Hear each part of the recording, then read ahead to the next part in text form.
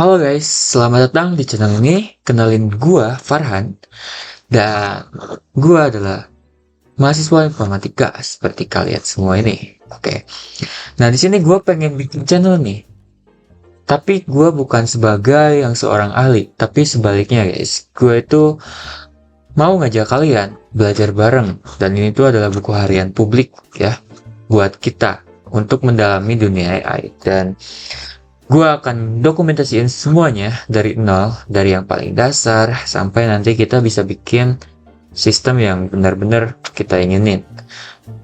Dan tentu perjalanan itu bakalan panjang dan akan menjadi fondasi kita di dalam dunia AI. Dan bahasa pemrograman yang akan kita pakai adalah bahasa Python.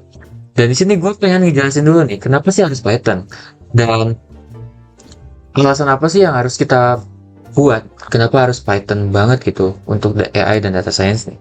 Nah, oke, pertama ya, gue akan jelasin alasan pertama. Jadi kenapa?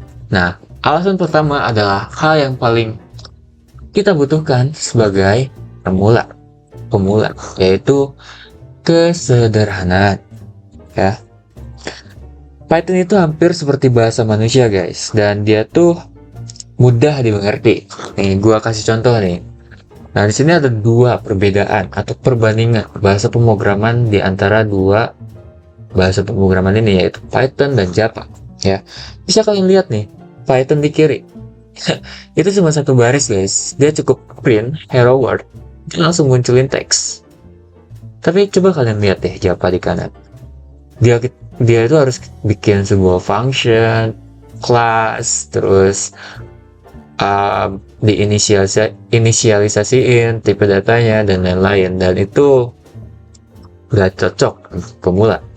Jadi alasan pertama tuh ya kesederhanaan guys, karena Python tuh seperti bahasa manusia dan mudah dimengerti. Lanjut, apa sih alasan kedua? Nah, gini guys, AI itu adalah sebuah aplikasi atau sistem yang bisa melakukan pengenalan pola dalam suatu data, dan Python itu punya library khususnya guys. Nah, di sini lihat ada pandas sama numpy. Nah, itu tuh digunain untuk ngelolain data, ngatur data, ngeproses data, bahkan ngerapiin data. Terus ada yang namanya scikit-learn. Nah, itu tuh ada proses pre-processing, data cleaning dan lain-lain dilakukan di sana. Jadi sebelum dilatih oleh model, dia ada di sana dan dia juga berada pada teknik-teknik yang sering digunakan oleh model machine learning. Nah, terus di sini ada matplotlib sama seabird.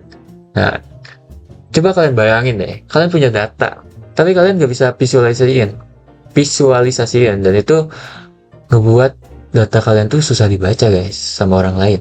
Jadi ada library khusus dari Python ini, yaitu matplotlib sama seabird. Nanti gue bakal jelasin semuanya ya, dan gimana cara kita nerapinnya. Terus apa sih alasan ketiga ya?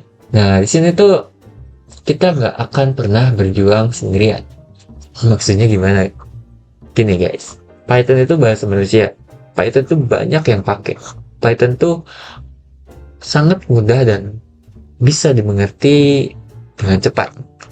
Jadi, kalian kalau nemu error, nemu masalah dalam code, kalian cukup ketik masalah kalian, dan itu udah pasti ada jawabannya. Dan biasanya jawaban itu ditemuin di situs Stack Overflow. Dan di sana tuh masalah kalian bisa ditemukan dan bisa diatasin.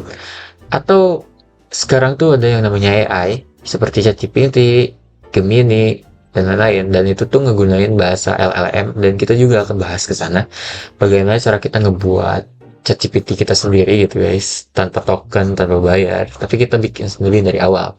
Nanti gue bakalan jelasin juga, tapi gue pengen memperdalam fundamental kalian dulu di sini. Oke, jadi kesimpulannya apa sih? Nah, kesimpulannya, jadi kenapa sih kita harus pakai Python?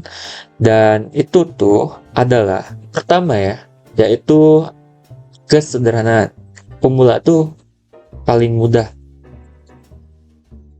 mengerti jika memakai Python. Dan Alasan kedua, itu adalah library-nya yang sangat luas dan cocok untuk analisis data. Dan terus yang ketiga, itu ya didukung oleh komunitas global, banyak yang pakai, jadi kita error sedikit pun ada yang bantu guys, senior kita.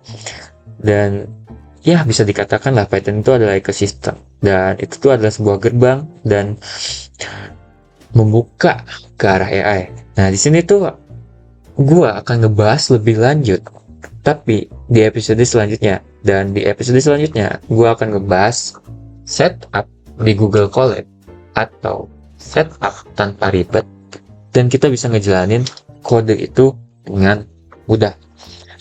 Nah, jadi di episode selanjutnya kita akan siapkan semua peralatan tempur kita untuk menulis baris code pertama kita.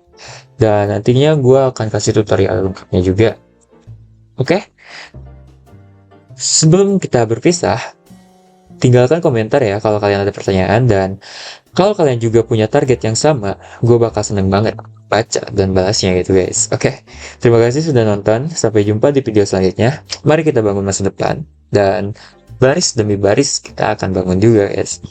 Bye-bye.